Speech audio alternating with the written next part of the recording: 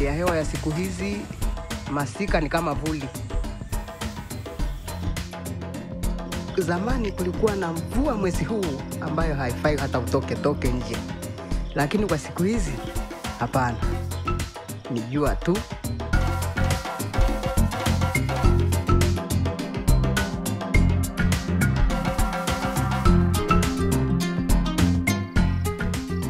For decades, along the flanks of Kilimanjaro, families have flowed from the Vudee Highlands and Bangalala Midlands to the Ruvu-Mferejini River Valley as one way to cope in times of drought and hunger.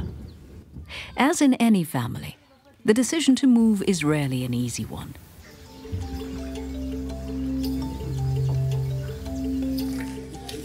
Watu walikuwa wanagombana maana maji haitoshi, alafu chakula hamna, maana jua lilikuwa kali, alafu maji yalikuwa hayatoshi, ndio wakaamua kuhama.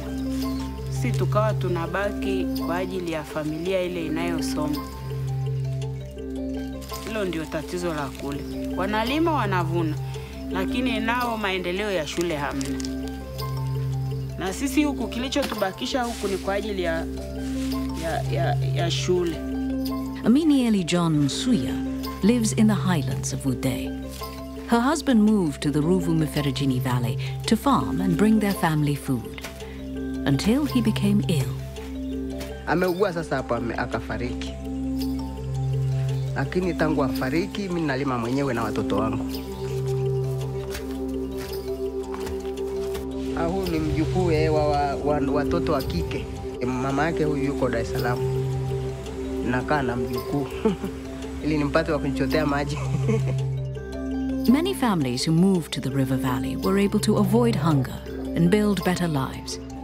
But now, living in Ruvu-Mferejini has its own risks, with more frequent droughts, irregular irrigation from dams, and unpredictable rainfall patterns.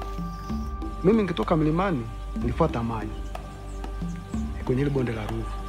Na tayari haya maji nao tena yametoroka, yameshakauka, yamekuwa madogo. Na huyu tayari ameshaanza kusogea tena pale nilipokuwa nimetegemea amepakimbia tena. Anaanza kusogea mbele tena. Mimea haikui na dumaa. Unakuta mmea unakuwa uko kufika kiwango cha juu kidogo, unadhofika, unafia hapo kwa hauendelei tena. Maji yamekuwa madogo sasa hivi hayafiki. Sasa hivi sijalilima kabisa lipo. Tulilima sehemu ikakataa kuingia. Mahindi yakafa, basi nikaacha kwanza. Poor people who rely on rainfall for farming are at great risk for hunger, as they often have few choices for their families. Sometimes even migration is not an option. Many people are in essence trapped in a cycle of poverty. Unajua sio kwamba sisi tumefanana. Kuna wengine wako juu kidogo ndio wanaotufaa.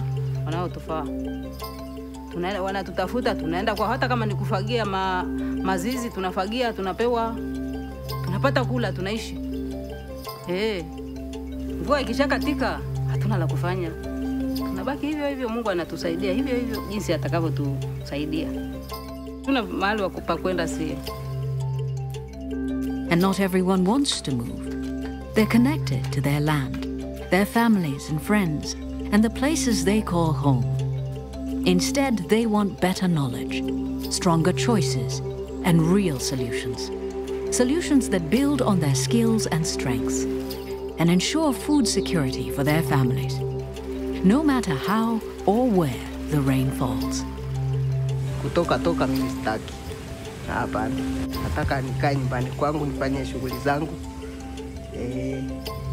Sasa ukiona hivyo vigimbi hapa, kama utahama mwezi huu, ukija yamepotea. Hayo anataka kupaliliwa kila mwezi kwa sababu kuna maji. Kwa pale tungekuwa na ndiva, tungekuwa na uhakika wa kilimo. Maana yake pale ni mfereji unatusumbua.